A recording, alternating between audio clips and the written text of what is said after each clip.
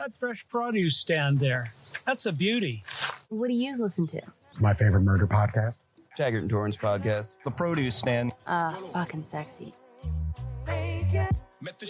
You heard the man. It's the Produce Stand, your favorite source for everything in the universe. I'm Al, your host. Tanya's off tonight, but we have Matt and Victor on the mics, and tonight we're talking to the Vape Lord. And just like Dola, we're feeling blessed tonight to introduce tonight's guest. He is the man who started it all on this podcast. He's an actor, crew member, professional wrestler named Rush Rancid, and a skid. His short film, The Lawn Brothers, has won multiple awards. We're going to talk about every single one of them in various indie film festivals. But we all know and love him as a silent skid and Vape Lord on Letterkenny. Please join me in making some noise for Patrick Plywood McNeil. Who wants to set the tone, boys? Who's going to fucking set it? Yeah!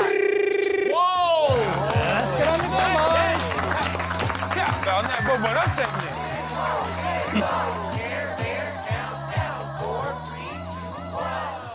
This team will never lose again. Welcome back to the Produce Stand. Patrick, how are you, bud? I am doing very well. Thank you guys for having me on here. It's good to see you guys thriving, and also this podcast has changed a lot last time I was on. Yes. Oh, yeah. It has A changed. lot more sound effects and bites. I'm like, holy shit, what's going on? Well, when did we have him? It was you know, back in season- I meant to have. I think it was COVID season, times, I believe. it was season 2 Yeah. of this podcast. You know, you guys vamp for a second, and I will find out exactly. And I think it was season 2. Let me, because like I said, you're the first. When I say you started it all. Ooh, I'm the first. Well, before we had you on, we were just going to do episode reviews and recaps. We had no idea we would even, have guests. But I remember you and I chatting on Twitter, actually, because you were posting a lot about mental health stuff. And I was really, I appreciated all the stuff you were posting. And then I think we started having a back and forth. And it was episode 20.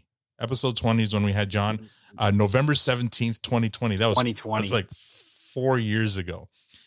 And I remember, almost on the dot. Yeah, Literally. yeah, for sure. Like a month afterwards. Is it the 17th today? I got to find out what day it is. It's the 12th. It's the 12th. It's the 12th. But There we go. All right, go. So Holidays, right? close enough. But then I'm like, hey, I'm having this dialogue with Patrick on Twitter. Why wouldn't we have him on the podcast? So I think I reached out to you, I slid into your DMs and said, would you like to come on? And you were like, yeah, I'll come on. Fucking right, I will. And you got the ball rolling, man. So we really appreciate you being here. Oh, I appreciate you guys having me on here, and me breaking your guys' podcast virginity. That's pretty cool. You set the tone, yeah, buddy. like I don't really mind just going to talk to people. I just kind of see it as like going to the bar, meeting up with some buddies. Like Sure, I can just be friendly with pretty much anybody, unless they're like a miserable cocksucker. That might be fucking hard to deal with, but I could probably turn them around. But still, it's kind of hard. Like through all the mental health stuff I do, you know what I mean? Yeah, So, well, and so let's do that off the top so we can get kind of the serious stuff out of the way. First of all, how are you doing? I'm pretty good. I'm off and on, but I'm good. Yeah. Like, I mean, I know this time of year, especially, it can be tough for people. Right. And I mean, I think we all know people, and we think we need to remember to reach out to our friends when we don't hear from them for a bit. Right. So yeah, you're still kind of doing all the mental health stuff, and I see you still post about it quite a bit. So it's something that's important to you. Yes, it's very important to me. I'm a very, very adamant person on self-development. Mm-hmm. And I've been doing it since 2019. And I haven't stopped. It's just every area of life I try to look at, and I try to build it a little bit more. Not every single day, but like just whatever I can. Like I will work on myself every day, because it's like a ritual now to get up, meditate, journal, say the things that you're grateful for, even record my own things and listen to them over and over and over. Like, positive affirmations and stuff like that. And just kind of just understand that you can grow and keep on going forward. Like, it doesn't matter how like bad you feel or wherever you're coming from, you can find a different way. Yeah. Because I've been on both sides of like everything. I've been seeing a lot of posts lately on my own feed where it's like people getting over addiction and everything. And I've lost 2 people to addiction. And one of them was very near and dear to me, and she was one of my best friends when she died, and we were like dating for a while as well. Yeah. She passed away in 2022, and Wow. yeah, I've been thinking about her a lot lately, and that's just how it rocks. You know what I mean? Yeah. And you got to think about grief in the glass jar. It's like a black ball. Sometimes it's too big for the jar, can't handle it for the day, or sometimes the jar is really giant and the grief ball is really small, and you're having a good day. Mm-hmm. So you just kind of roll with it as best as you can. You know what I mean? Yeah. I was sorry to hear about your loss in the last couple of years. That's tough. Oh yeah, come a long way, dude. But Yeah. getting in the, like, as we'll talk about later, like getting in the ring really Yes. helped. Yeah. And developing this Rush Rancid character really helped as well. Mhm. So another thing with mental health I've really found out was exercise and, well-being and everything. Like, of course, you can take time to indulge, and that's cool. I've always I practice harm reduction in my own time, but I know there's a time and place for things, and you kind of can't go overboard with stuff. You got to be safe. Sure. You know what I mean? Because I've seen a lot of things go down and bad, and I've lost friends to certain drugs that I would never touch in my life. But at the same time, they were around, and I was around it. Yeah. So, yeah. Well, let's try to. Yeah. Sorry, Matt. No, you said a term there that I'm not familiar with. Harm reduction. What is? Sorry, just can you elaborate on what that is? Harm reduction is like, say you're recovering. Like, there's people who are recovering alcoholics, and of course they'd get judged for this, but I would never judge someone who does this. If they can control themselves and they're fine, then you just let them be.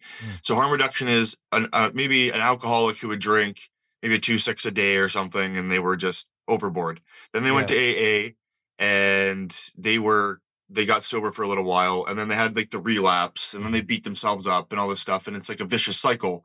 Yeah. Whereas maybe some people enjoy having a drink or two at a party because that's just what they enjoy. It's just it's a common thing within human nature to enjoy is alcohol. Yeah. Yeah. So you enjoy it, and you have your one or your two, and then you just go, yeah, I'm good for the night. Like, you just know your limit, and you're disciplined enough to stay within it. Okay. That's harm reduction. It comes with there is a give and take for it, though. Sure. I got you. So it's more self-controlled and being aware of it and being 100%. Harder to do for young people, though. That's the problem. Yeah, if you're not doing work behind your usages of anything, then you're not going to be able to control it in any way, shape, or form, because you're probably going to let your emotions run yourself and overcome that and be like, oh, this or oh, that, and stay on that when it's like, well, you understand harm reduction. You've done the research. If you have done the research, you'll be like, okay, well, I kind of understand that this can come with that. So maybe I shouldn't drink tonight, or maybe I shouldn't have a joint tonight, or whatever you do. Gotcha. Okay. So if anyone wants to, hear the backstory, Patrick's backstory, you should go back to episode 20 of our podcast, because we cover it all from when he started at Letterkenny and all that stuff. We're going to get an update to what you've been doing these last 4 years. It's been a lot. Like, I've been following along, and you've been keeping busy, and that's amazing. Before we get to the wrestling, because I know I've got a few questions here from our listeners about that. When we had you on last, you were already working on Lawn Brothers, I believe. Checking your IMDb profile. Oh, yeah. I see that you won some awards at indie festivals with that short, right? It's a short film. Can you talk a little bit about that? So it's a short film about, it's just crazy ridiculous. It's won like best mockumentary and stuff like that. I only got certificates for some, but I got some of these like cool looking trophies and everything. Like this one, it's all collecting dust because it's just behind my TV. But me, my buddy Justin, we call him Tanaka because his last name's Tanaka. I call him the Tanaker. And then my buddy Peter Klein, we all just made a short film. Me and Peter are an actor, so we're like, hey, we should do a short together, kind of push our own acting career. We were doing shorts a bunch back then. We kind of gotten busy now because like he's getting booked for roles, I'm getting booked for roles, like, and things like that. So, or doing my own things with my own productions or wrestling, of course. Anyways, we made the Lawn Brothers. It's a ridiculous story about two brothers who are still living with the parents, and they both fight over the front lawn and the back lawn, and they're still not allowed to swear, and they still have like a curfew and all this type of thing. It's all implied within the dialogue. Sure. One likes to trim and measure in the front yard, and then the other guy likes to paint the lawn green in the backyard, and they fight over the electricity and everything like that. And they end up burning down the house, and then the older brother blames the little brother, and the fight continues, type thing. And so I just threw it into the Sioux Film Fest out in Sault Ste. Marie, and then they chose it and got it selected, and I'm like, it actually got fucking selected. I'm like, crazy. That's so fucking funny.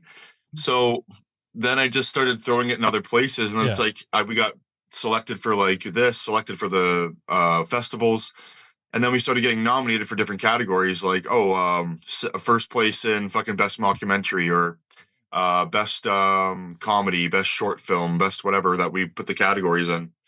And then I got certificates, so I'd get like trophies or whatever. And now I can't fit any laurels on the fucking poster, so it's kind of nice. Yeah, it's amazing, man. I mean, and now I've seen kind of snippets of the film because you used to post a lot of like the clips on YouTube, and it looked like it was shot with VHS. Now, was it, or was it just stylized that way? Were you this comes from the beautiful mind of my cinematographer / I call him my comedy husband because we write shit all the time. Sure. And he's like, Justin is like one of the funniest fucking dudes I've ever met in my life. So he thought it would be funny if he's like, what if we just had like flashback footage, and I'll shoot it with my my VHS camera. We'll put the date to something. I'm like, put the date to my birthday in '98 or something. And they're like, yeah. He's like, okay. So he does it. And then we just filmed that VHS stuff to like do like, Family Guy back in the day type thing. But we did it our own way. And it's just every time we cut to VHS, that was like back in the day. All right. Okay. That makes sense. Yeah. You can't be throwing around acronyms like VHS for our younger viewers. Oh, God. Yeah, I feel so old now. Tell me about it. No, I mean, it looks like you had a blast doing it. And I mean, and you're getting recognition for it. So that's bravo to that. So, before I started recording, you were telling me that you're trying to get more into acting, because like when we met you were still doing a lot of crew stuff. Like you worked crew on Letterkenny and Shoresy. I mean, when we were on set last year, was it 2022 or 2023? Now it was 2020. No, when we came up to Sudbury, you were there. Oh, yeah. For the last season of Letterkenny. Yeah. Well, no, before that, for Shoresy. You were there shooting Shoresy. I think it was 2023, May of 2023. When we came up, we were extras for season 3. Oh, that was in November. Yeah. I saw you in passing, and I was doing electric work. Yeah. Yeah. So we saw you in action there and stuff. And are you still doing like crew work and stuff like that? Here and there, whenever I get a chance. The last show I worked on was called Deathstalker. Deathstalker 2. That was a little bit earlier this year. I've kind of really tried to focus a little bit more on acting now, because it's what I've really kind of wanted to do. And since then, I've actually got like new headshots. I got a new agent, and I started like kind of updating my IMDb's more around acting. Yeah. Making demo reels and like actually taking it a little bit more serious. And since then, I've gotten a lot of auditions, and I've actually booked a few roles as well. So it's been kind of nice. Amazing. And I throw a lot of my time into wrestling because I'm training 2 to 3 times a week. Well, if I get a chance, depending if I'm working or not. But if I don't have wrestling or whatever like that, I would like to just try to keep going with acting, but just do odd jobs in between and still do crew work like dailies or whatever if I get called. Yeah. All right. Yeah. We're going to get to wrestling in 1 minute. First, you mentioned again before I recorded that there was something coming up, a role that was coming up you were kind of excited about. What can you talk about? Oh, I got so there was a new movie that Jason Biggs' directorial debut. It's called Getaway. And I got to do a small role on that. So look out for that in the future. That's all I have to say. That's exciting. Was he a Letterkenny fan? Because I'm looking at the cast here, because I also see Camilla Kowal and Dylan Cook on this lineup. I think he might have been. All right. Sounds like it. It's all it's IMDb always has the fucking, I guess they have the scoop rates. Yeah. There you are. All right, but yeah, anyways, that's going to be coming out whenever it comes out, and stay tuned. Okay. So we told our listeners that you were going to come on. It was supposed to be last week, but we understand schedules sometimes happen. And they sent us a bunch of questions. The first question here is from our buddy Jeff, who used to be on the pro amateur wrestling circuit himself, and he would love to know, how's indie wrestling coming along? Take us through your journey into that world. So when did you when did you get the idea of I could be a wrestler? Well, since I've always wanted to do it since like Well, I watched wrestling since I was like 5 years old, maybe 4. I think the first event my dad ever I watched with my father was SummerSlam '93 or '94. Okay. I think Lex Luger was in the fucking main event, but I forget. Anyways, after that, like when the Attitude Era started coming out, like Stone Cold and everything like that's when I really started paying attention to it, and I was around 8 then. And I remember we ordered King of the Ring '98, and that's when Mick Foley, Mankind, got thrown off the cell. Oh, And we were all in awe, and I'm like, I want to fucking do this one day. Like something in my brain just went, I want to do this. So throughout my entire teenage life, like we kind of try to do backyard wrestling leagues, that and this, blah blah blah. I've had steel chairs bent over my head. I made my own makeshift barbed wire, and we just kind of like. And my buddy Peter, the guy from Lawn Brothers, I was backyard wrestling with him. That's how far back we go. So. Wow. And we were doing matches and shit like that. There might be some things online, I don't know, but it's probably in the deep depths of fucking YouTube because we've been on there since 2007. Yeah. So there's probably videos out there that are like, holy shit, that's ancient. Wow. But anyways, fast forward to 2022. I just thought one day, I'm like, fuck, man, I got to get in the ring. I was kind of drinking and at a hotel, and I was a key grip for this movie called When the Day Lacey Called in the Sioux. I was watching Britt Baker like highlights for like wrestling, and she's like bloodying up Thunder Rosa for that one it was like a hardcore match in AEW back in the day, and I'm like, fuck, man, I want to try fucking wrestling. I want to try this shit. Then I go home, and then I find there's training happening in town, and then one of my buddies, Liam, is in it, who is Derek Diggler, and I text him like, dude, where the fuck is this? He's like, dude, come down, it's fun. I see him posting like doing clotheslines and shit. I'm like, I want to fucking do this. So texted him, I went down, and I got introduced to the whole crew. I took a few bumps. I learned how to do collar, elbow, tie up, whatever. I got chopped to shit by everybody. I forget who did it, but someone chopped me real hard, and I got a fucking cut there. There's still a scar. So it's going to remind me of being like, yep, first day of fucking wrestling right there. Then I got my second lesson to do some bumps, like take suplexes and like get thrown from the top rope or into the turnbuckle or whatever. Wait, that was your second like, do you lesson? want to continue? What? That's lesson number 2. You're being thrown off the top rope in the second lesson? No, well, I kind of asked for it. Like, Okay. I'm different. I'm different. God damn, that moves fast. Yeah, I asked for certain things. Like, can I get thrown off the top rope? And then my coach was like, "Are you sure?" Like, he's like, "You signed a waiver, right?" So yeah, he did. He gave me a scoop slam off it, and I got to do it. I tucked my chin, and I put my ass up a bit, and I'm like, "Oh, that wasn't that bad." I just wanted to see how it felt. That's all. Yeah. Because now I take top rope bumps a lot during my matches. So, anyways, fast forward to that, I said, "Yeah, I'm gonna start paying for training," and I've just been training ever since 2022. I developed the character Rush Rancid. He is a what is it? Not stingy. I'm trying to think of the word. Shifty. Yeah, he's kind of like Stewart a little bit, like how he does those looks. Right. Like, yeah, in Letterkenny. That's a dedication to Tyler right there. There you go. He's a shifty, crusty, miserable bastard. And he pisses everyone off. And I find that I'm a pretty giant heel in Northland. Then once they hear my music, they're fucking booing here in North Bay at Northlands Wrestling. And I have a blast doing it. Amazing. And I got a tag team partner named Julian Waite, and he just comes out and tells them all to shut up with me, and they don't like him, and it's great. So tell us about your music.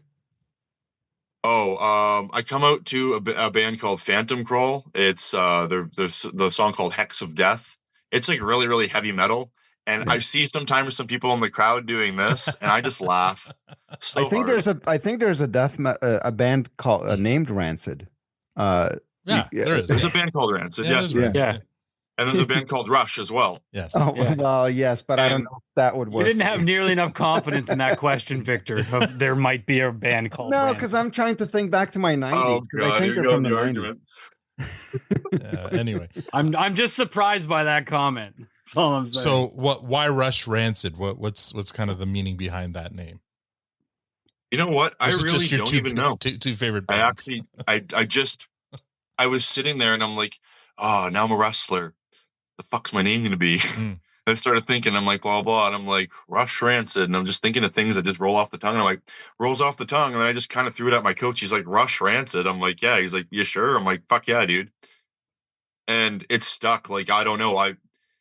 There's kids that come up to me and they have my shirts and they're like, can we get a picture, Rush? I'm like, this is fucking crazy. Like, they actually enjoy me. It's amazing. They enjoy the persona. They enjoy what I bring, I guess. I don't know.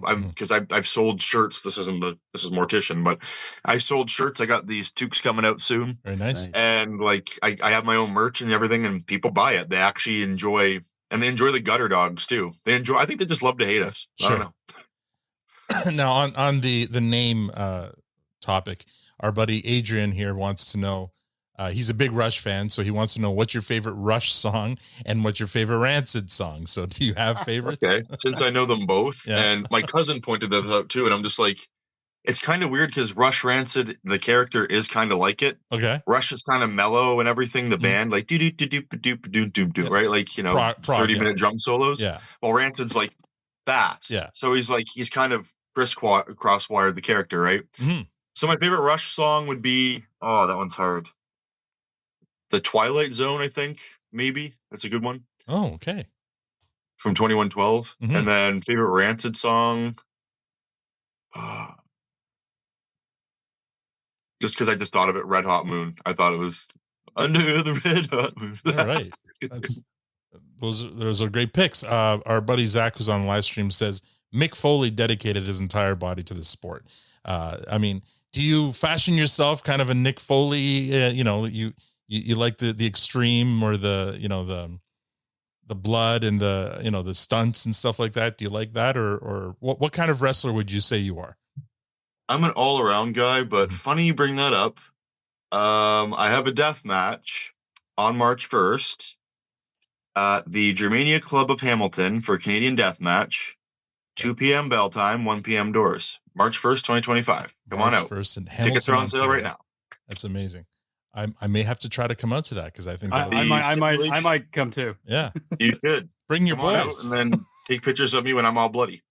But There the you go. stipulation is still being decided, and my opponent is still being decided. But that will all be decided by Canadian Death Match soon. Okay. And how long are the matches typically for you? I would say with this event, probably 15, 20 minutes each. Yeah. Maybe 10 to 20. There you go. And the whole lineup, what are fans going to expect to see? Like an hour long, 2 hour long show? Probably 2 to 3 hours, I would say. Yeah. That's most indie shows are about 3 hours. Oh, you get your money's worth. That I've been to anyways, or been a part of. Very cool. Now you mentioned it'll be bloody. So take us behind the scenes a bit here. What's that? Because I mean, I've heard. I don't know if they're like urban legends or if this is actually what they would do, like razor blades being used to cut foreheads open, or having ketchup packs or something, or so. What do you do? He does not look like a ketchup guy. No. No. I know some of these guys too personally. And yeah, no, it's no ketchup packs. You're getting cut. You're getting sliced. So you're actually going to cut yourself? Well, yeah, if it's whatever the stipulation is, it's like just take the spot and go through it. Interesting. That's all it is. Nice. And I understand now people are probably like, oh, fucking no, he must be psycho or some shit. It's just like, if you get, like, it's the same with Mick Foley. I don't know how he actually worded it, but it's like, when you get it, you just get it. Because people have always judged Mick, and I've always seen this too, with like in interviews, because he likes that garbage wrestling, but that's just what he enjoys. It's the ring is your canvas for your art form. Yep. And if it involves a little bit of blood and guts, then you're going to have to give him a little bit of a horror show. I find it's a shock value towards it. That's what I really enjoy about it. Okay. So And in your opinion, I entered myself into the Canadian Death Match. I did it myself. I entered myself. I'm like, I'd like to try this. Yeah, it's also kind of controlled chaos, right? I mean, like something like UFC, you don't know what's going to happen, right? No, except that you probably are going to finish with blood somewhere, right? This is a lot more controlled, right? You're in control of what's going to happen. You're going to understand, like, yeah, you're going to see some. It's going to be like a wrestling horror show type thing. That's what I see as deathmatch. And I've always liked ECW growing up. I always grew up watching like Raven and the Sandman, Tommy Dreamer, Sabu and stuff like that. Rhino. I loved watching those guys go to work because they have like such extreme shit. You're like going through tables and chairs, and I'm like, oh, it's just fucking mayhem. And I guess like I've just always been attracted to that, and now I'm starting to like get into it. Like the last show I did in Perry Sound, I took a chair shot right to the fucking skull. So I'm like, ooh, yeah, I got to taste that a little bit. And it was from my coach, so it's kind of funny. Wow. Now, Victor, plug your ears. I mean, you say you've taken a chair shot to the skull. Have you had a guitar broken over your head yet? No. There's still time. Over my back at a party back in the day, but that's about it. Oh, but that was in rest. That was in show. No, that was for real. That's organic. I was just fucking around. That was a passionate moment. So it was a guitar or some sort of like ancient thing. I don't know. I'm pretty sure my buddy Max's, we were doing something fucking stupid. So you back in the day when we were teenagers. You haven't done the honky tonk man, guitar over the head. Yeah, I got a quick question. So you talk about the showmanship and the character you create in the ring, and you're developing, and that's where your creativity lives. In your opinion, or from your perspective, who are some of the ones that have done it best over the years? Oh, making a character or just like psychology? I don't know. Interpret that how you will. Like when you're looking at the guys in the ring and some of the greats, like who are the ones that you're like, who do you look up to? Yeah. Like who just slays it out there, and you're like, these guys just do it right. In your opinion, of course. Well, there's Mick Foley, sure. Of course, because he, like, just his promo with JR back in the day when he was like kind of developing like how psycho he is. Like when he was saying like, when I finally went in there with the barbed wire, I was like, Mom, I'm home. Like he's, real in the zone about it. Then he gets pissed off at JR. That's like, yeah, this is fucking storytelling, dude. Like big time. I like this. Mm-hmm. Okay. Then there's other people, like maybe I'm trying to think in the deathmatch scene and everything. Like Mance Warner right now, he's really pissing a lot of people off, and I think he's the GCW champ still. I haven't watched it in a bit, but yeah, I really like what he's doing and his heel work. I'm really enjoying heels lately, and I've been kind of looking up a lot of heel psychology, like as of late, like especially from Justin Credible. And I'm really enjoying like just watching some old things like that. Raven's one of them. Then Jake the Snake as well. Like Jake the Snake Roberts. Oh, for sure. Like psychologist. Oh, I know that guy. Oh, yeah. When I was young, like I don't watch wrestling anymore. It's been a long time. But when I was younger, into my teens, I certainly watched it. But when I was young, one of my best friends and I, we were bushwhackers all the way. Like we walked around the house giving each other noogies and just marching around. Like, oh man, those guys, every time they came in the ring, we went nuts. That's kind of like how the gutter dogs are, man. Like when my tag partner tags me in, he slaps me like that, and I slap him in the neck as well. And like we'll use each other as battering rams. Like when we tag each other in, like he'll whip me into the corner, so I give them like a fucking backdrop into just crush him, and then he comes and jumps into me, and then we crush each other, and I'm like, "Ow, what are you doing, you idiot!" Like it's really fun. Like I really enjoy doing tag team wrestling with him. Like it's cool because I'm learning a lot as well, because I didn't really know how much about tag wrestling, but you can really tell a fucking cool and like amazing story through tag wrestling. I really I can see that. It just like that crowd really wanting that face to just fucking get that tag in, that hot tag, like that build up to that. It's it's great. Love it, man. Then I come out and they fucking just bump and feed. You got to get bumped and feed, and then I get smacked and I got a powder and yeah. Do you last question on at least for me on this wrestling in general though? I over the years it seems to have gone more and more and more into story, right? Like from back in the day where there's a lot more just get in the ring and go at her, it's a lot more story driven. Do you think that was a good direction in wrestling, or do you miss the old days when it was a little more brutal out there? Well, not to say that it's not, but you know what I mean. Well, I'm pretty sure wrestling has always had storytelling. It just depends on how 100%. You look at it. Yeah, correct. Yeah, it depends on how you look at it. That's all it is, right? And like I like some old school stories that some people might not like as much. Like I liked the old Sheik stories, like the original Sheik. I believe it was Sabu's uncle. He was one of the innovators who would pull out like a spike and then be using it on the good guy and everything. And then like the crowd would just fucking hate him. And I'm like, that's the type of storytelling I like, is like the people, when they get so pissed off, they want to slash your tires. That was the type of, like, back when Evolution was doing it, like back then, oh man, I hated them so much when I was a kid. I'd go into the theaters, like down at Galaxy, and we'd order them for like, you'd pay $39 and they play it on the big screen, and there's a bunch of other people there too. Yeah. Every time Triple H won the fucking world title, we'd just throw our popcorn, be like, fuck sakes. Just pissed. I speaking of people you love to hate, so my favorite was Bobby the Brain, and oh yeah, he was a bastard. And he was so good. Like, he was, you talk about psychology, right? Like, he and like Jimmy Hart, like, they were brilliant. Ringside, they created so much mayhem, and they added so much to the storytelling as well. Are there managers at this level, or is it really just the talent? I don't know. It depends. I think a lot of managers kind of they can bring out a character. It just depends on what you're doing. Like, look at what Paul Heyman's done for some of the people. Oh yeah. Like, and you can really love to hate Paul as well. And he's good at making you love to hate him, because he's a pretty big innovator of psychology as well.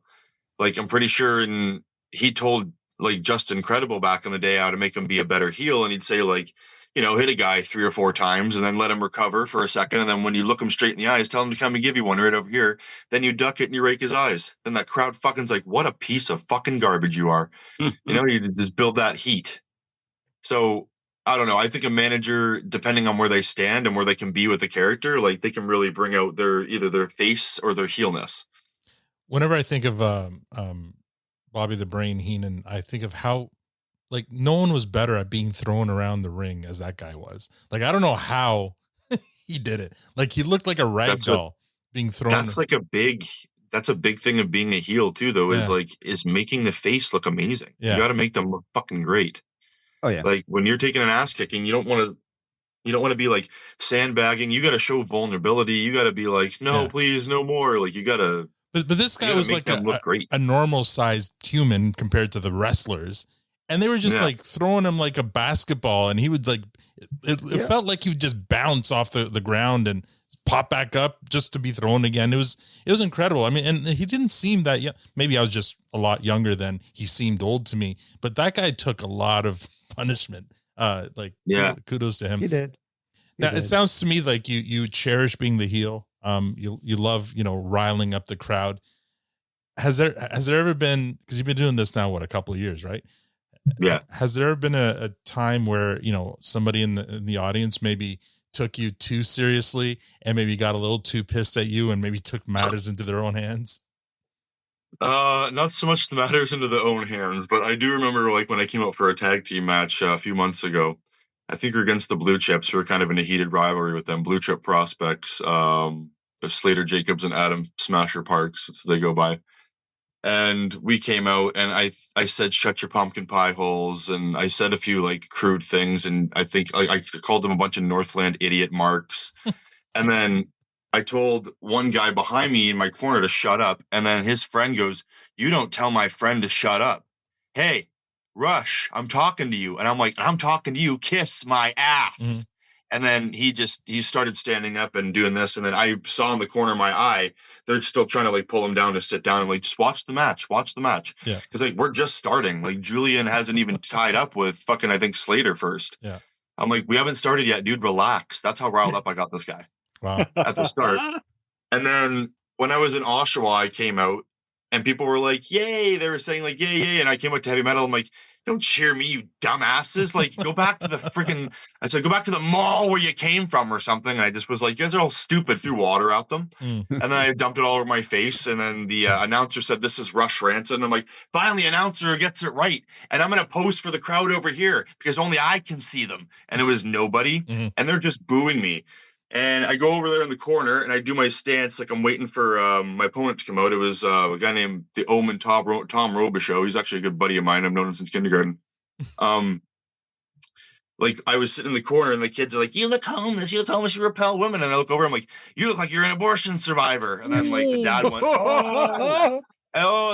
they just like started going blah blah blah, and I just started like looking. I that's what I called them the rest of the time. Like, you guys are a bunch of coat hanger dodgers. I said that stuff. Oh man. And then during one of the halftime things, a kid bought a shirt after this, though. It was kind of funny. Like, he was like, you repel women. He's trying to beat me with a flip-flop. Mhm. And then I go to my merch table, and he's the only one that bought a shirt. Like, Amazing. You never realize you're connecting with someone until they he's buy just that a kid. shirt. He probably just loves to hate the bad guy. And he's like, I'm going to get the bad guy shirt. Like, you know, probably 9 or 10. I don't know. That's crazy. It's great. I don't know. I love doing it. I love riling my crowd up. Do you have Plus, like, we did a rumble, Mhm. and I got to win it. And I eliminated a guy named Kyle, and they really liked that Kyle. And he just was like acting like he was crying and stuff. And I'm like, bye, because he was trying to make an alliance in the middle of the ring. And then I kind of turned on him. That is awesome. Yeah, it was good. It sounds like a lot of fun, man. So I mean, how often do you wrestle? I mean, how often do you put on a show? So with Northland, there's shows every month. Mhm. If I go, I try and get outside bookings when I can. And I'm going to try and get a lot more in 2025. I only have I have the death match first. I'm going to try and get some more before then. But Northland's monthly. And then whenever I can find a show, whenever is like, if I get an extra booking, get an extra booking. Mm-hmm. So is Hamilton the closest to Toronto you'll ever get? No, I was in Oshawa beforehand. Oh, yeah, you said that. Yeah, that's just the equivalent to Hamilton on the east side. Hamilton East. You know what? That's actually true. Yeah, pretty much. Pretty equidistant. There's wrestling all over Ontario, so it's like wherever someone wants to pick up Rush Rancid or, want a really bad heel and get the crowd to hate me, then do it up. So how does that work? Are you like a free agent? You can go from one promotion to another, or do you sign on to a promotion? How does that work?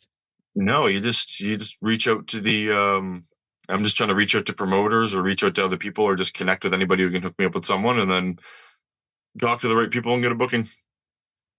Very cool. Well, if anyone's listening and you need a heel, a really good heel, you should give Rush Rancid a call.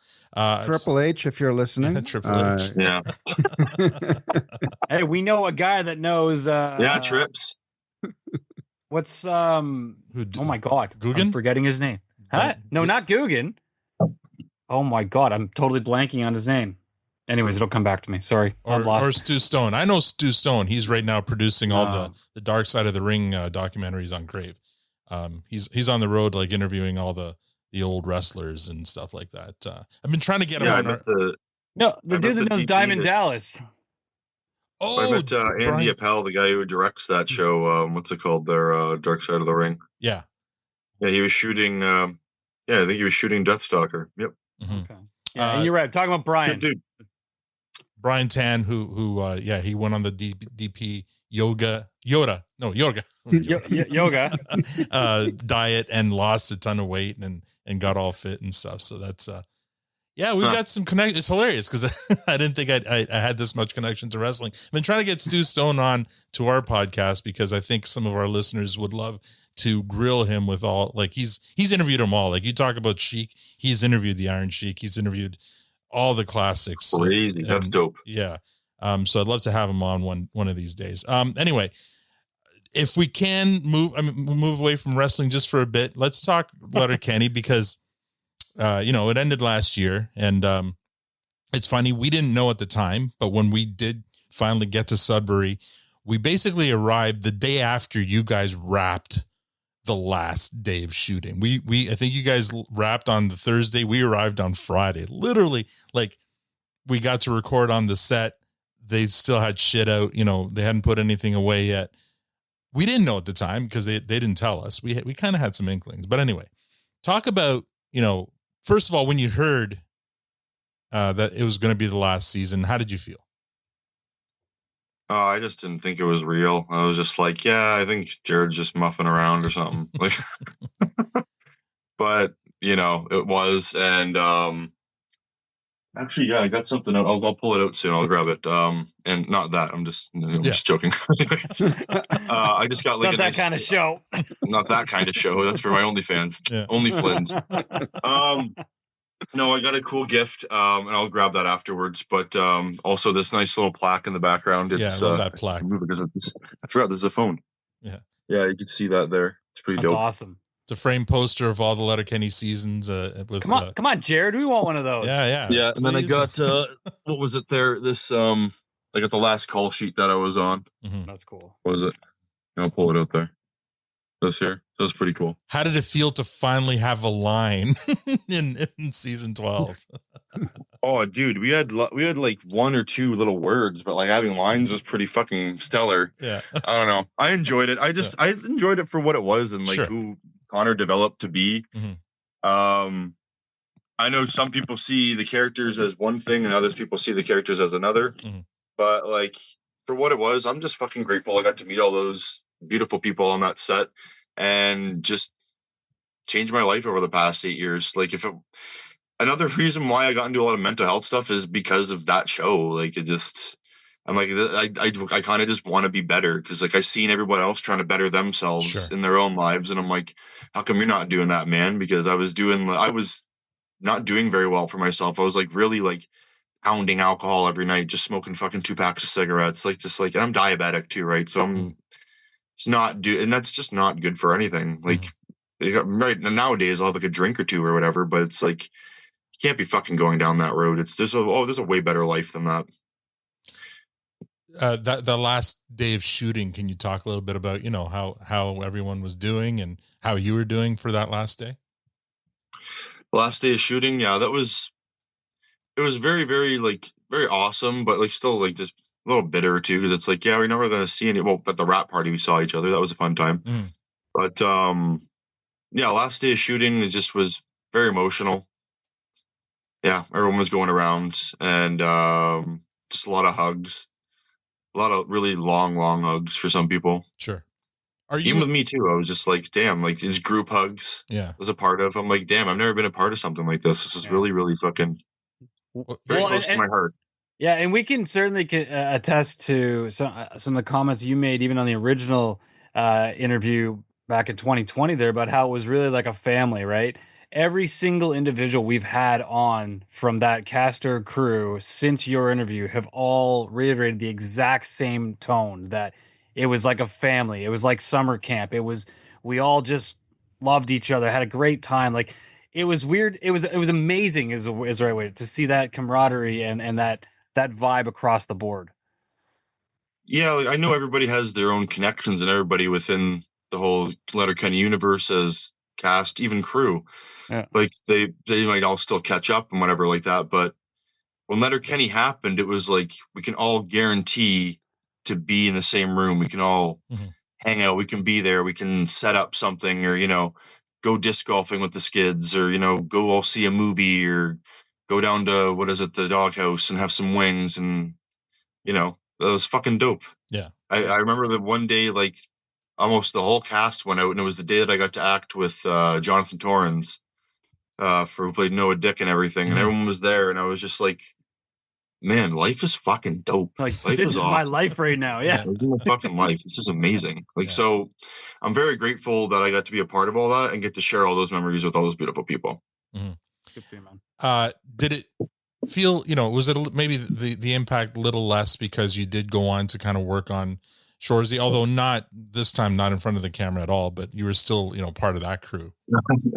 Nah, I did electric work, but like surprisingly enough, I'm tight with a lot of the cast there. Like me and Dolo talk. Yeah. I talk to Andrew too. Sometimes Jacob, who plays Smith, like, and then Harlan when I can. You know what I mean? It's just we just got along. Like I went to Dolo's show when he came to North Bay, and he gave me a Going Gold shirt, or not a shirt. Sorry, he gave me a hat, and I gave him a fucking Rush Rancid shirt. Well, we've met all those guys. They're all like super, super chill dudes. It's crazy how nice they all are. All amazing. And then I gripped with Max before he got on there, like Bufard. Like he was key gripping, and I was his third for a bit at one point. Like But did you kind of we were also thirds on this? We were also on this movie called Angel Falls, and we just gripped it with the guy named Axel and Tom Green. Like and it was fun times. Did you kind of rib him a bit, going, "Hey Max, you weren't the first guy to go from crew to in front of the camera. That was me." No, I'm so incredibly proud and amazed to see people's success. Sure, it inspires me to stay successful and keep going for my own successes. And it's just awesome to see like Max thrive like on both sides. Like he's an amazing grip, and he's also fucking awesome in Shoresy. Yeah. Oh, for sure. And we had a great visit with him. He was not what we were expecting. First of all, did you know he wasn't French? Anyway, Yeah, I did. There's a few cast members from Letterkenny we still haven't had on, but one that I was hoping we'd have on by now was the third skid. We haven't had Danny on. Are you in touch with him at all? Yeah, I send him a happy birthday every year. As much as I try to send everyone a happy birthday every year because I just think it's great. But anyway, yeah, I don't know. Like he seems like he's more on the crew side, but I don't want to speak for him. I don't. No, people. Of course. No, I'm not asking you why, but I mean, do you think he would come on? Like, do you think is he like, yeah? I think he would come on for sure. I'll probably give him a text. I should. I'll be like, yo, D-Man, you going on there? Yeah. Danny Van, what's up, dude? TPS wants to see him. And one of the clues that 12 was probably going to be the last season is somebody leaked a video of him shaving his beard before the announcement. I'm like, whoa, wait a minute. What's going on here? Yeah, what's going on here? So I'm like, that doesn't look like fucking internet. You guys are fucking diving deep, digging in there. I mean, it's what we do. You put it out there for the world. The files. Yeah, you put it out there for the world. We're gonna find it, especially this group of people. Anyway, our buddy Jez from Australia, he said he wants to know, knowing the whole crew is a family and all work hard, what crew member role is the most underrated? So if shit went sideways when their job isn't done, like what crew member would that be? I'm just always gonna have to say it because I've been through the trenches. Grips and electrics. Yeah, like grips, they figure out camera technicalities and like just malfunction, like technical malfunctions that are just on set, pretty much. Like the camera guy's too short, can't get up to his tripod. There's an Apple box for you. You know what I mean? And then electrics, of course, it's like, well, everyone needs power. Yeah. Like they got to plug things. Everything's got to get plugged in. The coffee machine's got to get plugged in. Like you don't have a generator. Like what? You're not getting shit. There's nothing happening. So I don't know. Shout out to all the grips and electrics, man, for sure. There you go. Yeah. I mean, every single part on set. I'm not going to disqualify any other parts on set though. It's all a part. It's all a well-oiled machine. Yeah. Because I'm a grip and electric and I have experience doing that, that's why I say it. No offense to any other crew member. I know how hard you guys fucking work. Okay, I'm speaking right to you right now. Yeah, you're just answering the question asked to you. It's all good. It's all good. I know. I'm also doing a little bit of bit. So I know. I lost my pace here. Let's see here. Oh yeah, Big Dog wants to know what's your favorite episode. I'm guessing of Letterkenny. What was your favorite episode? What's up, Big Dog? It's a cross between St. Perfect's Day and when Sarah Gadden was the lead skid for when we were bashing things with the fucking ball bats. Oh, and then of course Snooter's episode was so fun. That was so fucking fun. You guys are going around the parks like snorting. Yeah, going around with like suits on and everything, and then like Michelle and Frankie and all them were all like dancing around in their bikinis and like fucking like the skids like rolled just looking like fucking Al Pacino. Like, Jesus Christ. I loved that. That was fun. That's amazing. And Letterkenny answers, or Casey, she wants to know what's next for you. I mean, we've already heard about the movies that you're doing, and you're into the wrestling. Is there anything else you're kind of looking at doing or hoping to get into? I'm working on more mental health stuff and maybe presenting it in a little bit, but I'm still just in the background of some things. I don't want to discuss too much because I'm just still kind of like working out some kinks, but when it gets there, I'll make some announcements. Very cool. And we're happy to have you back on to amplify those announcements. Now, if I remember correctly, you used to be into, you were in bands, like you were kind of a screecher in hard rock bands. Do you still do that? Yeah. Black metal and shit. Yep. Yeah. You still do that? Not as much anymore, but my friend Kara has been kind of thinking about recording again, and she just she does like the drums and the guitar and everything like that. Now I just come over and do vocals. We lay them down, make some tracks. That's kind of how Sign of the Raven was made back in the day. And then we hired some band members to do bass and drums. And then we just went on tour for a little bit. played a touch of Death Fest in Cochran, and that was fun. We just were in a tent for 3 fucking days, just stinking, eating ravioli out of the fucking can. Sleeping in my old Matrix. Like, I had an old Toyota Matrix back in the day, and we just sleep in there, sleep in the trunk, have a tent. It's good times. Good times indeed. And Big Dog, another question from him, who is, by the way, Tobias from Missouri. He wants to know, do you have a dream acting role? Or do you, what would be your dream acting role? A lead psychopathic killer or something like that. Or, I like playing any comic relief roles too. Mm-hmm. For like serious things. I would like to do that. I do get typecast a lot as like, meth head, Letterkenny, drug dealer. The one thing that was kind of different was I was a cabana boy in Do Not Disturb in 2021. Like, not really cabana boy, but like a person who brings, like, I'm at a hotel in Miami. Yeah. So I'm bringing like, steaks and vodka and blah, blah. And then the couple gets really, the husband of the couple gets really pissed off at me and gets into a fight. And then the wife ends up tearing my fucking throat out because they're cannibals and stuff. Like, you got to check it out. It's a good movie. Do not disturb. It was fun to do. I got my throat torn out. Nice. Gnarly. That was one of the fun times. And maybe deep down you got like the opposite of Jason Momoa effect. You never know. Like, how when he was younger, he had the short hair, and it wasn't until he grew it out that they're like, oh, maybe if you cut it, it's like, it would do the opposite effect, right? Like, maybe it's long and you cut it, and they're like, whoa, look at what you do. Yeah, there's a whole different guy there. You can do all the Hallmark movies. You can replace Tyler Hines.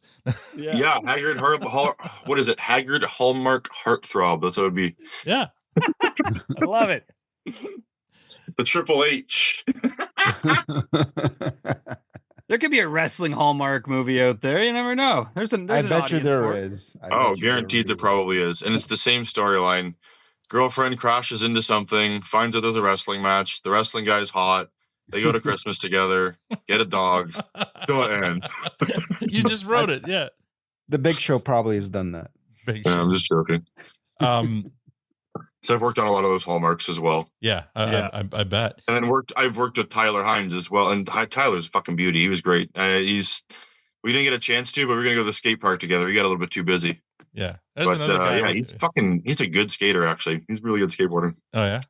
Well, I mean, yeah, those scenes of him in the skate park in Letterkenny, that had to be him, right? Because that was only him. That was not a stunt, Tyler. Nope. Yeah, amazing. There's another guy I wouldn't mind having on, but I have a story about that day. Mm-hmm. I wanted to go to set that day, like just to go watch the skate park shit and just be around there. But my call wasn't like in time enough, and I'm like, fuck, I missed the skateboarding. Oh, that's too bad. I think didn't we see the skate park when we were in Sudbury? I think we did. That was part of our tour. Or no, it wasn't us. It was Jeff. Jeff. Living vicariously through him. We did, man. Taking other stories. Well, Jeff from Maine came up and he found like locations that we didn't even know about. Like, he found where McMurray lived. He found the skate park. He found some interesting locations. So, do you get down to Sudbury a lot these days, or like, sticking in? I go when I can, or if there's a show there and I get called for it. Mm-hmm. But I'm gonna go down. I think I'm gonna go down for the holidays, but just thinking about it. Yeah, I don't know. There's a lot of changes. Like you mentioned, the doghouse. That's no more. Yeah, there's lots of stuff that's just different now, and even like Snoop there. He's an electric. He was an electric on the show, or like he was a electric on Letterkenny mostly for a little bit. That's where I kind of started on the electric team. Was like he was on the team. Yeah, and he told me a bunch of stuff that was like just torn down. This is going down. That's went down. I'm like, fuck, man, that's different. So I got to go take a look myself, see how it is. Yeah. I haven't been there for a little bit. I haven't been there since, I think, the Getaway movie back in the summer. Mm-hmm. I didn't really get out much either. I was kind of out on the outskirts filming. So yeah. There's a bit of a style difference, obviously, between Letterkenny and Shoresy, especially the last couple of seasons. Shoresy, we've noticed a lot more movement. Like Letterkenny had a lot of really static shots, and even the first maybe that season or two, Shoresy was the same. Can you talk a little bit about like that change in direction or change in feel, or how that was being shot? I don't know. I don't know about the direction and everything of that, but I would kind of think just because it's a hockey show, yeah, it would be it's got to have a bit more movement and stuff like that. So yeah, Billy, it's kind of different too, because like the DPs kind of changed. Yeah. And then Billy was like the DP for most of all of Shoresy. Yeah. And yeah, he got to kind of like make it how he wanted it to look. You know what I mean? So I'm guessing it's just a different vision of like how he wanted it mixed with the directors who are like, okay, well, as long as we have like what we need for, you know, the acting and everything like that, because they only work about the actors. DP is all about like how this wants to look. Right. You know what I mean? Yeah. I remember Billy being very excited about when we were up in Sudbury, talking about, oh, wait till you see this one scene. It's a one shot where Shoresy goes from one car to the other and goes into the limo. And when we finally saw it, in the show and in the episode, it was like, oh, that's the shot Billy was talking about. Do you remember like working on that, or were you on set that day? The limo? Oh yeah, I was outside. I believe I was. It was raining, wasn't it? What's it called? A Celeb 200. Yeah. It's like a light, but yeah, Billy, he's very, very passionate about shooting. He's been doing it for a long time. Mm-hmm. So yeah, and I really enjoy that about him. And when I get to work with him, it's a pleasant time. He's always been really, really delightful with me. So, and he always cracks good dad jokes. Yeah, he's a beauty. He is a beauty. We've hung out with him a couple times. He's been on here a couple times. Absolute beauty. Love to have him back. Yeah, for sure.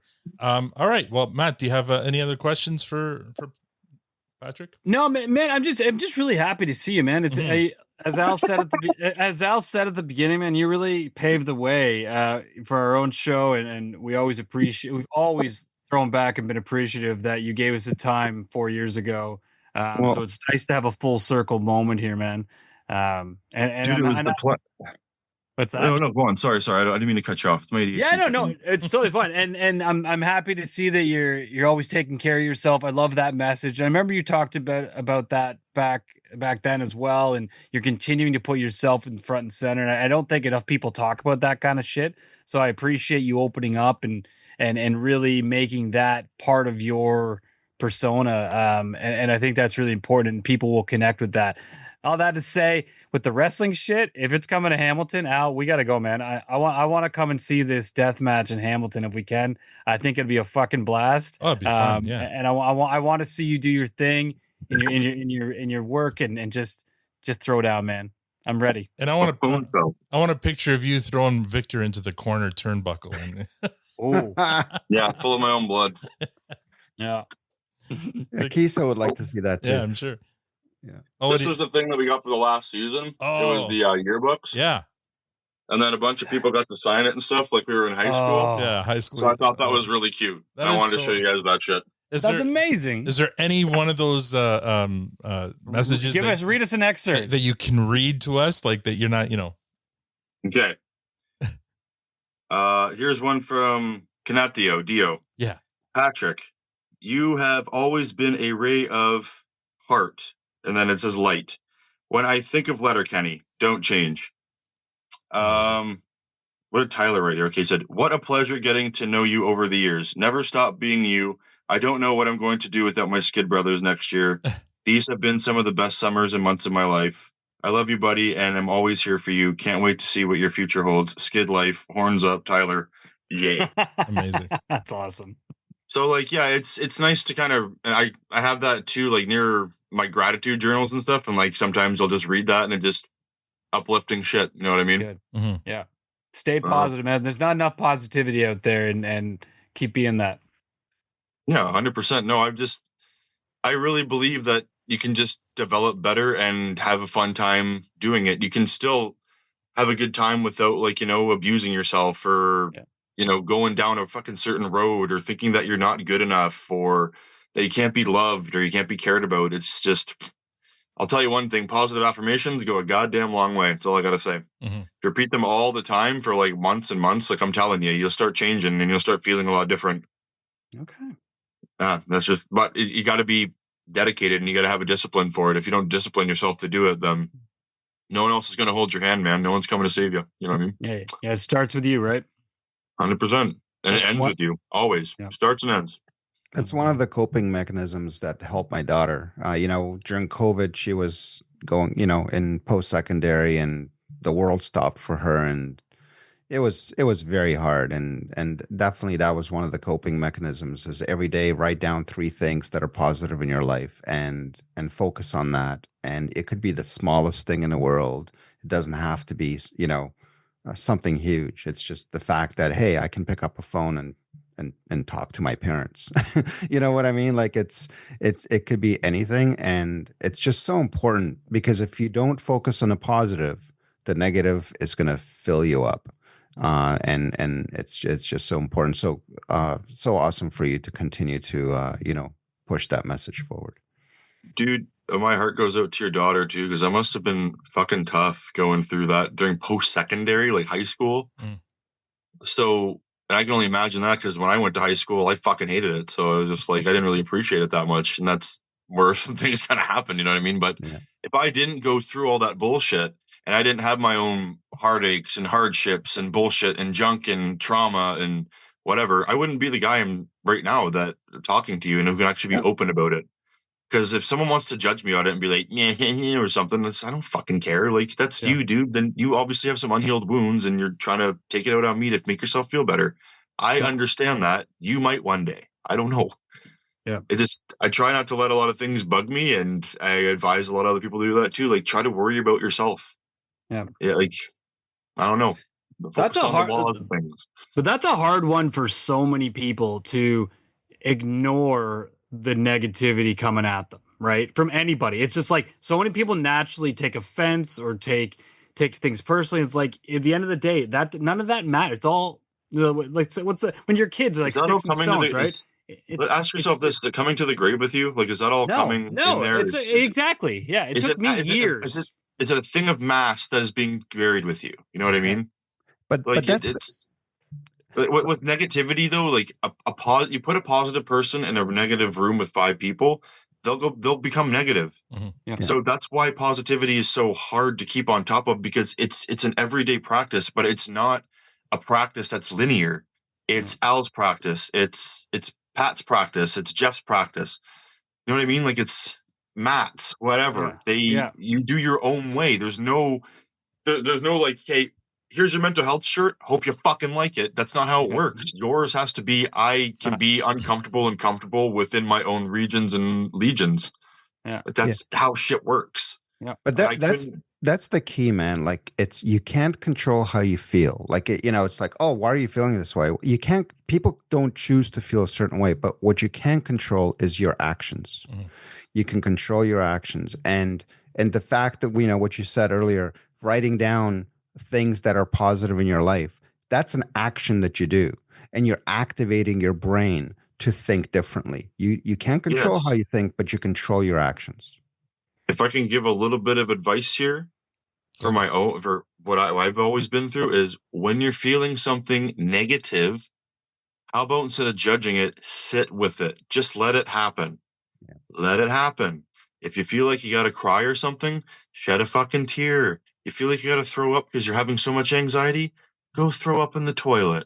Like that's just, you have to feel it till you heal it. That's always stuck with me. And I've always been kind of really hard with that one, because I'm like, you should be feeling good today, Patrick. You should be feeling good today, Patrick. I'm like, you sound like an old fucking 83-year-old who sounds like Ethel. Or named Ethel, sorry. You're fucking fucked, dude. What are you fucking talking about? Like, you just feel your shit. Oh, Ethel. Yeah. The old lady voice in my goddamn head. Maybe it's the fucking Diane Beatus, that bitch. Amazing. Yeah, but it's just that I just advise people try to sit with it. Like I've been doing that for the past half a year now. Like when I have, or trying to anyways, when I feel something, I'm like, just feel it as much as you can. Then once it goes away, move forward. Yeah. And I don't know, I think I've been sleeping a lot better. Seems like it. That's good, man. That's good. Well, I mean, it sounds like you're in a great place now. And again, lots of great things happening for you with the wrestling, with the acting, and we wish nothing but the best for you. Yep. And again, anytime you want to come back and amplify anything you're working on, where do you want people to find you online? If you want them, you don't have to, if they don't have to find you, but where do you want people where do you want people to follow you and the stuff you're doing? If you want to follow Rush's journey, go to Rush Rancid Wrestling on Instagram. I'm at DSBTTV_. Potamkin on X. Rolls off And the then tongue. I am the same but underscore Plywood on Instagram. Mhm. And you can follow one of my characters named Herbal Headbanger. He's a stoner comedian, and he does a lot of things about cannabis or, not having time management and a lot of East Coast type humor. If you're into that, follow him, Herbal Headbanger Herbal Headbanger 420. Well, talk about this character for a second. He's a comedian. So do you actually get up on stage, or what is this? I play several characters on my Plywood Mind thing on YouTube as well. Okay. So one of them's Herb Head, that's his name, and I call him the Herbal Headbanger because he's a massive metalhead who loves smoking a bunch of pot, and he has a Cape Breton accent thereby, and he talks like that. Hey, my mother taught me how to do this thereby, and he's just really, it's kind of hard to understand him, and I try to make it super Canadian, and he just really enjoys women as well. That's all he's into. 80s death metal, weed, and women. Yeah. So follow all those accounts, and you'll be on top of what Patrick's doing. And Hamilton, was it March 30th? You said in Hamilton for the wrestling match. I'll say it one more time. March 1st, 2025, Germania Club of Hamilton. 2 p.m. bell time, 1 p.m. doors.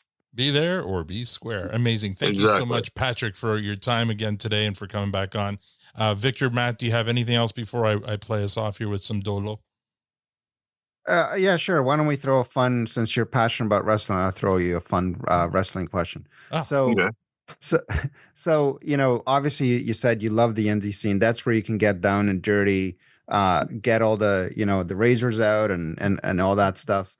And of course, WWE is now basically PG-13. You don't have any of that kind of stuff going on there. Not really. But if you got a call tomorrow, say, come join the big leagues, could you leave this all behind and go PG-13, or, where's your passion? I don't know. Like a WWE contract, like it just depends on like what are you going to be doing? Like I'd have to actually talk with them, you know what I mean? I wouldn't just be like, oh yeah, because I don't know, I'm not in this stuff for money. Like when I do these things, I really enjoy I enjoy being a performer big time. I know the money follows whatever, but it's like, yeah, I just enjoy what I can do right now. And if I could negotiate something, like, I don't know, I just do hardcore matches or something, then like I don't know, but I do traditional wrestling as well, because Northland is a PG league. I can't say like, fuck you, you're an asshole, and stuff like that. But you can tell instead of saying he's an abortion survivor. Well, that was in Oshawa. Oh, okay. And, Oshawa, everything goes in Oshawa. Yeah, fuck Oshawa. Oh, that was a different. That was an actually 18 plus league. That was a different one. Okay. For Northland though, the Schwa. If I was in Northland and I want to say something like that, I'd be like, yeah, you dodged the coat hanger, because they don't understand what I'm saying. Sure, you know what I mean? sure. Yeah. Like, and then I'll clean up things. And I'll be like, take a long suck on my popsicle stick I had last week. I'll say something like that. Right. Or so you're like you're like Pixar, where they embed like adult jokes in amongst the kid stuff. Yeah, because I have that type of mind, I guess, and I can do that for what I have to do. So I don't know.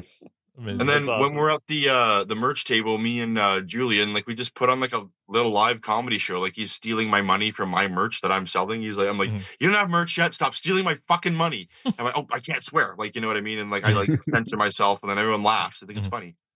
That's awesome. Freaking money. Yeah. Great. Very good. Matt, do you have anything else? No, I'm good, man. I'm just, like I said, I was happy to see you. Wish you nothing but the absolute best, my friend. All right. I'm happy to see all you guys, and I'm fucking glad to see the produce stand go as far as you guys have gone. It's dope. Thanks, buddy. 4 years. Here's to 4 more. And by the way, I mean, we should mention, your other skid buddy, Evan and Michelle. They just started their Letterkenny rewatch podcast. Have you listened to any of that?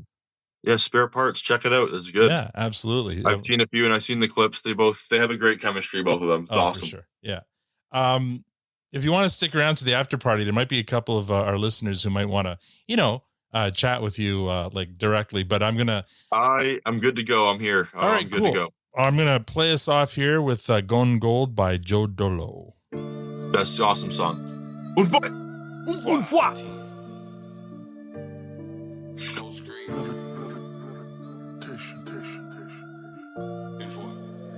Never go broke, we gon' goal. I'm protecting the brand if I reach for the pole. We buying the bands like never before. Don't like the gram, but get paid for a post. I'm from the north, you get poked for 20. Icy roads, we sliding on skates. Playing night, slept with nothing in my belly. Praying tomorrow will be okay.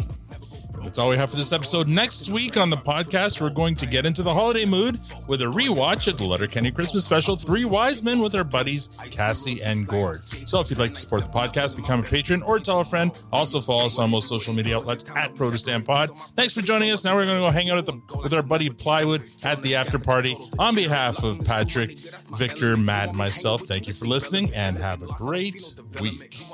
You're missing ingredient, no face jacket, never gonna freeze. Little man want a blanket, he said please. 514, my city gets cold, nigga, what you know?